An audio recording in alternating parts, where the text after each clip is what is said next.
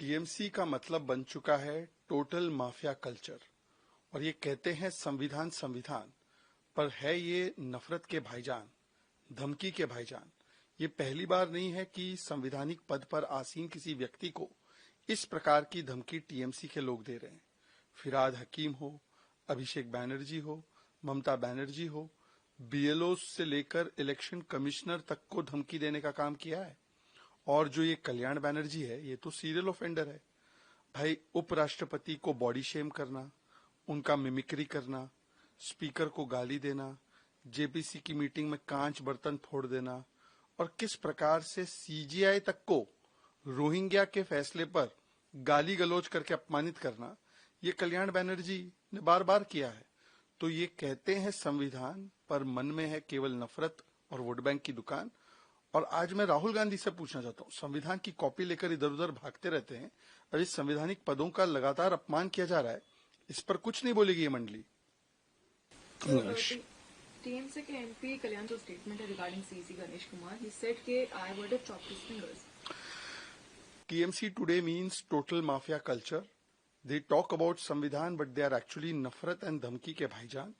The manner in which TMC constantly threatens people on constitutional posts. We have seen that they have given such threats right from BLOs to the election commissioner, whether it's Firad Hakim, Mamta Banerjee, Abhishek Banerjee or Kalyan Banerjee. They have attacked ED team, CBI team, NIA team, members of parliament, women of Sandesh Khali, and Kalyan Banerjee is a serial offender.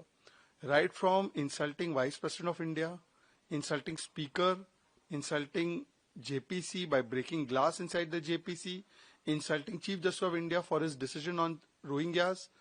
Always they are attacking constitutional positions. And those who speak about constitution, Rahul Gandhi and his Jamaat, why are they silent today? Countries, and after the US, India receives most of its foreign exchange from these nations. If the conflict escalates, it will be a major loss for India as many Indians lose their jobs. देखिए, अच्छी बात है कि MIM party, जिसका एक सांसद है पूरे देश में, वो विदेश नीति पर भी ज्ञान दे रही है, अच्छी बात है। पर मैं सिर्फ उनसे इतना पूछना चाह रहा हूं कि भारत ने तो स्पष्ट स्टैंड लिया है, और वो स्पष्ट स्टैंड है कि हम किसी भी नागरिक के मारे जाने के खिलाफ है, हम शांति के पक्ष में हैं, हम युद्ध नहीं हम बुद्ध चाहते हैं, और हम सभी के सार्वभौमिकता का सम्मान करते हैं। Territorial integrity and sovereignty of all should be protected. हमने किसी का साइड नहीं लिया, हमने पीस का साइड लिया, हमने प्रिंसिपल का साइड लिया। पर असदुद्दीन ओवैसी साहब, आप बताइए ना, आप तो गाजा के लिए बैग लटका लटका के बात करते हो, पर जब वही तरीके से अफगानिस्तान के बच्चों को मारा जाता है पाकिस्तान के द्वारा, जिंजियांग प्रोविंस में मुसलमान मारे जाते हैं, तो आपके मुंह से एक शब्द नहीं निकलता।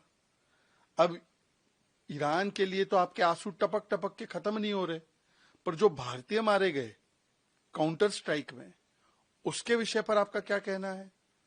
और जो मुस्लिम देश है ओआईसी में भी, जो स्वयं इस प्रकार से प्रताड़ित है कि वो भी कंडेम कर रहे कि उनके ऊपर हमला हो गया, चाहे यूएई हो, चाहे सऊदी हो, चाहे कुवैत हो, उनके पक्ष पर सोनिया गांधी, राहुल गांधी, आपका कोई स्टैंड नहीं आ रहा। तो सिलेक्टिव अगर कोई है तो वो आप लोग हैं। Shiv Sena chief Uddhav Thackeray said BJP will not survive it to 2047 and they are only building mountain of debt. जिनकी खुद की पार्टी 2027 तक चलेगी कि नहीं पता नहीं, जो सबसे बड़ा दल होने के बाद भी अपने गठबंधन में राज्यसभा सांसद नहीं भेज पा रहे हैं और शरद पवार जी को भेजने की मजबूरी है उनकी, और जिनकी पार्टी खुद टूटकर बिखर गई है, और जो केवल पार्टी ही नहीं बल्कि विचारधारा से भी अपने आप को अलग कर दिए हैं, और उद्धव सेना से अब सोनिया जी की सेना बन चुके हैं, राहुल जी की सेना, राहुल जी की लश्कर बन चुके हैं। कम से कम वो लोग तो ऐसी बात ना बोले जिनकी खुद की 27 तक की गारंटी ना। तो मुझे लगता है कि उद्धव सेना जी 27 तक चलेंगे, इसकी पहली वो अपनी पार्टी में देख ले, परंतु दूसरों के बारे में टीका टिप्पणी करना बंद करे। महाराष्ट्र की जनता ने भारतीय जनता पार्टी और महायुति को एक नहीं बार बार स्पष्ट मैंडेट दिया है। अब ये विधानसभा में हुआ, उसके बाद लोकल पोल्स हुए, उसके बाद कॉरपोरेशन के चुनाव हुए, और आप तो मुंबई में भी नहीं रह पाए। मुंबई की बीएमसी में भी आप नहीं बचे हैं, आपकी एग्जिस्टेंस खत्म हो गई है।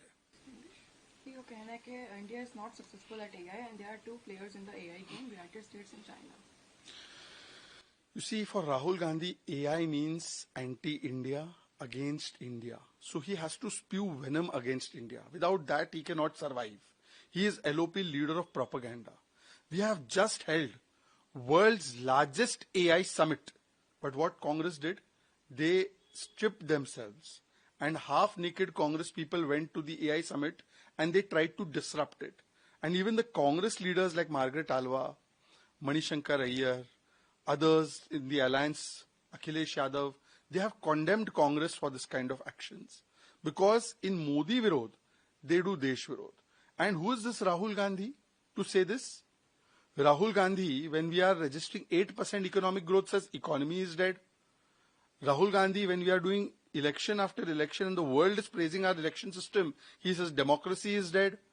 Rahul Gandhi, when the Operation Sindoor is acknowledged by the entire world, he says that Operation Sindoor was a failure, Sena ki pitai ho gayi.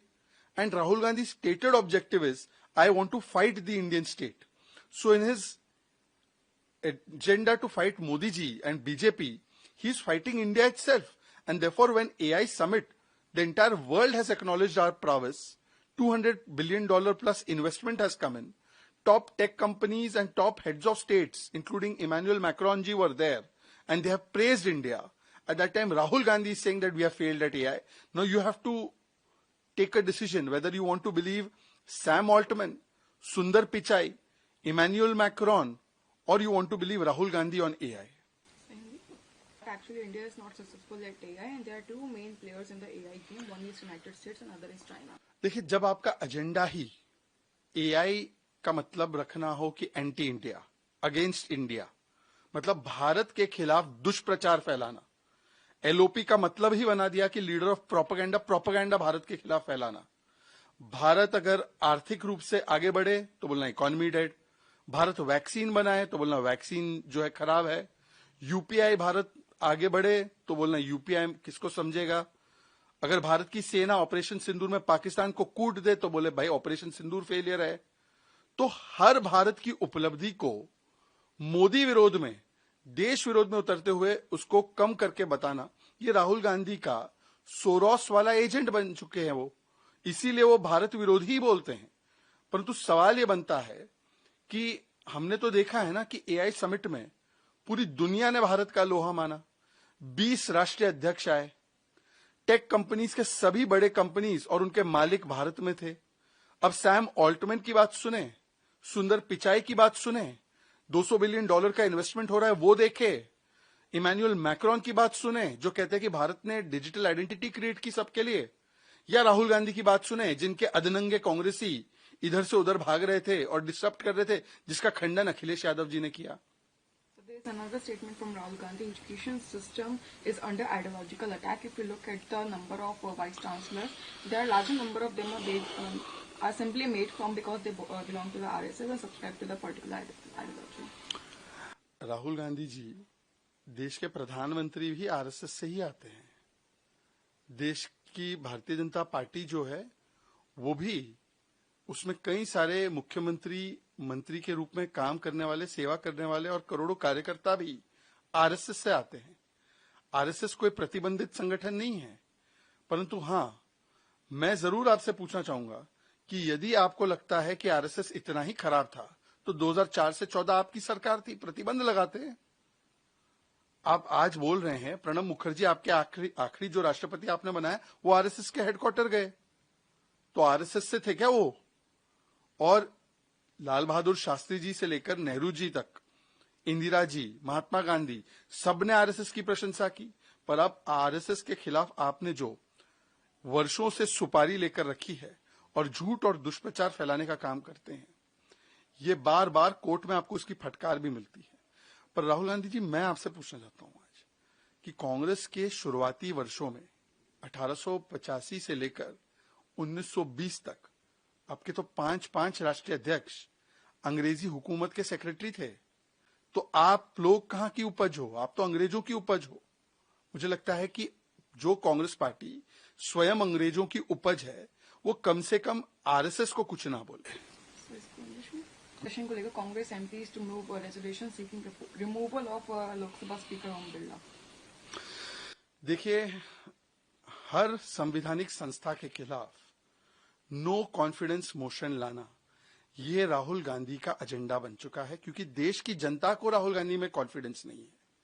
इसीलिए आप देखिए, कभी प्रेसिडेंट के खिलाफ, कभी वाइस प्रेसिडेंट के खिलाफ, कभी प्राइम मिनिस्टर के खिलाफ, कभी चीफ जस्टिस ऑफ इंडिया के खिलाफ, कभी इलेक्शन कमिश्नर के खिलाफ, कभी स्पीकर के खिलाफ। पहले जाकर स्पीकर को अपमानित करेंगे, पार्लियामेंट में रूल्स को तोड़ेंगे, मैगजीन को कोट करेंगे जो अलाउड नहीं है। नरवणे जी की किताब पब्लिश हो गई ऐसा झूठ बोलेंगे, और नरवणे जी के फैक्ट चेक के बाद भी बेशर्मी से प्रधानमंत्री पर हमले करने की साजिश रचेंगे, जिसका वीडियो फुटेज सामने आ गया। और उसके बाद स्पीकर को धमकाएंगे और स्पीकर के खिलाफ अविश्वास प्रस्ताव लाएंगे। दरअसल जनता राहुल गांधी के खिलाफ नो कॉन्फिडेंस मोशन पारित कर रही है। 95 चुनाव में हराया है। अब तो कांग्रेस के अलाई पार्टनर भी, चाहे अखिलेश जी हो, चाहे ममता जी हो, चाहे उद्धव सेना हो, ये सभी लोग राहुल गांधी के खिलाफ अविश्वास प्रस्ताव ला रहे हैं। अब जो खुद ही नो कॉन्फिडेंस मोशन से ग्रसित है, वो दूसरों पर और संवैधानिक संस्थाओं पर इस प्रकार के हमले करते रहते हैं। MPs to move resolution seeking removal of Lok Sabha Speaker Om Birla in the budget session. You see, Congress has itself got so much no confidence motion against Rahul. 95 no confidence motions from people of India during elections. Now continuously no confidence motion is coming from Akhilesh Yadav, from TMC, from Uddhav Sena on the shirtless, topless, characterless act that they have done in AI summit. Now Congress, to escape from that no confidence motion, always tries to bring no confidence against constitutional bodies. They try to insult Ambedkar ji's constitution, and therefore sometimes they bring it against president, vice president, speaker, chairman, then prime minister, CEC, CJI. Every constitutional institution is on the red target of Congress party, because Rahul Gandhi is not getting the confidence of the people. Therefore, he is bringing no confidence against constitutional bodies. आपके mobile पर तुरंत आएगी breaking news. Screen पर सबसे पहले दिखेगी बड़ी खबर। देश दुनिया की हर खबर एक जगह। अब आपके मोबाइल पर तुरंत फटाफट इंस्टॉल कीजिए न्यूज नेशन ऐप और रखिए खुद को अपडेट।